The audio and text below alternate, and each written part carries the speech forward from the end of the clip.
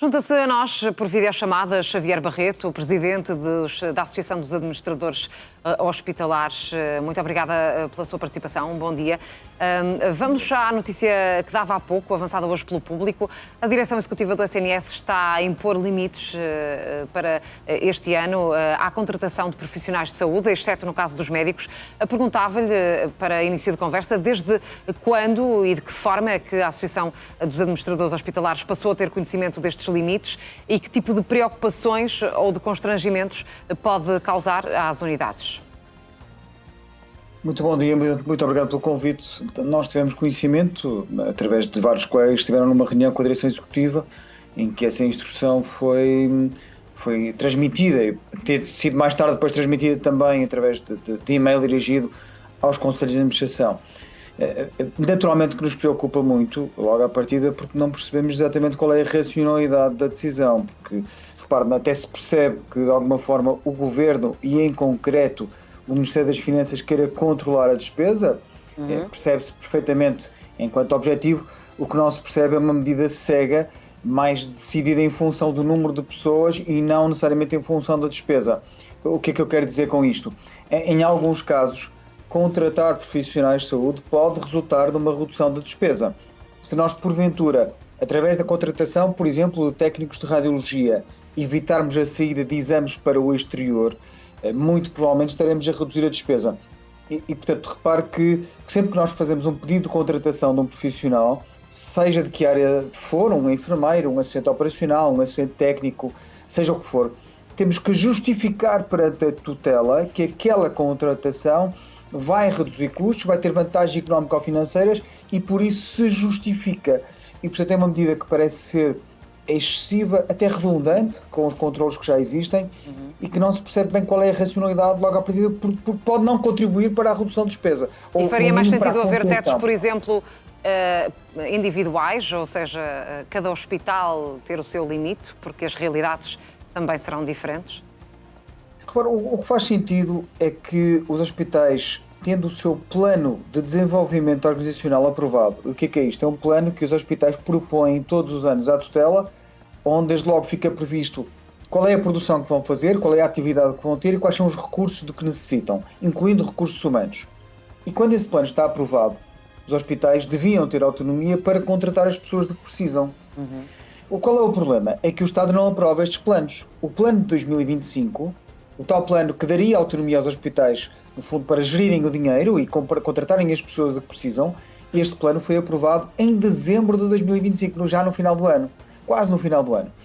E, portanto, a tutela recusa-se a dar autonomia aos hospitais, e quando eu digo tutela é principalmente o Ministério das Finanças, e depois quer controlar caso a caso quais são as contratações que são feitas, controlando de uma forma cega, porque repare, quem está longe das instituições, quem está longe do terreno, não tem outra forma de controlar que não seja uma forma cega e às vezes pouco racional. Parece-nos uma má maneira de gerir. E que consequências ou impacto é que prevê, quer nas urgências, quer na restante gestão hospitalar? Repara, há uma má adequação às necessidades das pessoas. Ninguém compreenderá certamente que num hospital, numa OLS, em que seja necessário contratar técnicos de diagnóstica e terapêutica, enfermeiros, um conjunto de profissionais, em que seja necessário contratar estas pessoas para responder melhor aos doentes, que isso deixe de ser feito em função de uma regra cega, porque se isso acontecer, poderemos estar a prejudicar a resposta aos nossos doentes. Nomeadamente com atrasos em consultas, por exemplo? Com certeza, com atrasos em toda a atividade, seja consultas, episódios de urgência, internamentos, sessões de hospital de dia, tratamentos, tudo aquilo que pode ficar atrasado em função da escassez de profissionais. Eu repito aquilo que lhe disse no início.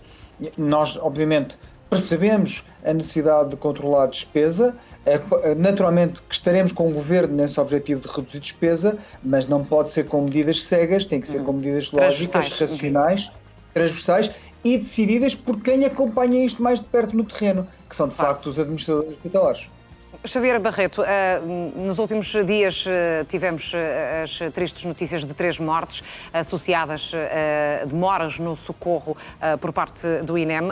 através ou como consequência dessas vítimas mortais, acabou por ficar exposto, ou mais exposto, um fenómeno nas unidades hospitalares que tem a ver com a retenção das ambulâncias e das respectivas macas durante inúmeras horas nessas unidades, por força da enorme pressão hospitalar a que as unidades têm estado sujeitas devido às infecções respiratórias. Percebemos que isso tem sido um problema, está de facto a afetar o socorro imediato. Perguntava-lhe se nos consegue fazer um retrato dessa situação. É um fenómeno que este ano está a ter mais incidência, acontece todos os anos e porventura é pouco falado, mencionado, e se há também diferentes realidades em termos de unidades hospitalares nesse fenómeno. Não, infelizmente tem acontecido todos os anos. Lembramos todos que há 2 anos o diretor executivo, na altura o Fernando Araújo, reuniu com a Liga de Bombeiros para tentar resolver este problema. Acontece mais em algumas regiões do que em outras. Isso também nos dá algumas pistas sobre o que é que estará, no fundo, quais serão as causas deste problema. Eu diria que poderão ser várias causas. Por um lado, algum desajuste do dispositivo de socorro. O dispositivo de socorro, o número de ambulâncias em algumas regiões poderá estar a ser curto para as necessidades. Repare que, por exemplo, na margem sul, nós temos um funcionamento de urgências rotativas, temos urgências encerradas, isso consome mais ambulâncias e, portanto, poderá estar a pressionar uma escassez de meios nessa região e em outras. Mas do lado dos hospitais também existem problemas. Repare que, normalmente, um doente é trazido à urgência, fica numa maca por algum tempo e depois, quando precisa de ser internado, isso acontece com muita frequência, é levado para um serviço de internamento, para uma cama hospitalar. Sim. Quando isto não acontece, o doente fica na urgência e fica numa maca, ocupar uma maca. Neste momento, como nós temos as camas dos hospitais todas ocupadas, muitas delas com doentes que não deveriam cá estar, os chamados internamentos sociais, são centenas, aliás, milhares de doentes. Nós estimamos que seja quase 3.000 doentes em todo o país que estão neste momento em hospitais, são cerca de 15%, acerca disso, entre 10% a 15% das camas dos hospitais estão ocupadas com doentes que não deviam cá estar. Ora, se os doentes da urgência não têm uma cama de internamento, ficam na maca. E ficam na maca dezenas de doentes, consomem macas, mas também consomem equipas, enfermeiros, médicos, que depois já não estão tão disponíveis para atender os doentes urgentes que são trazidos pelos bombeiros. Mas não têm os hospitais autonomia para resolver este problema com outras macas que não as dos bombeiros, por exemplo, de forma a libertar pelo menos as ambulâncias? Não é uma questão só de macas. Repare, nós podemos ter as macas, mas depois temos que ter um sítio onde colocar. É de espaço, temos que ter um sítio onde colocar as macas e temos que ter equipas para acompanhar os doentes das macas. E quando chegamos a um ponto em que temos dezenas de doentes estacionados no serviço de urgência, a entupir o funcionamento, a circulação, a consumir as equipas que também são escassas, isto fica absolutamente disfuncional. Portanto, não é a maca física, é o espaço... São também os profissionais que estão associados a estas ambulâncias que acabam por fazer a supervisão destas pessoas. Com certeza. Portanto, o que está em causa é essencialmente o fluxo de doentes do serviço de urgência para os internamentos e é isso que tem estado bloqueado.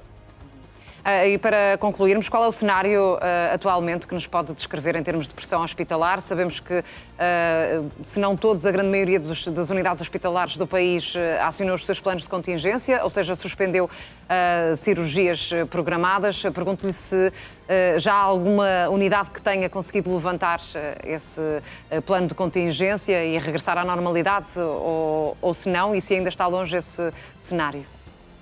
Não, os hospitais, as ULS, estão em pontos diferentes. Há ULS que estão em níveis de planos de contingência mais baixos. Aquela em que eu trabalho, por exemplo, a ULS São João, não interrompeu a atividade programada, está a fazê-la normalmente.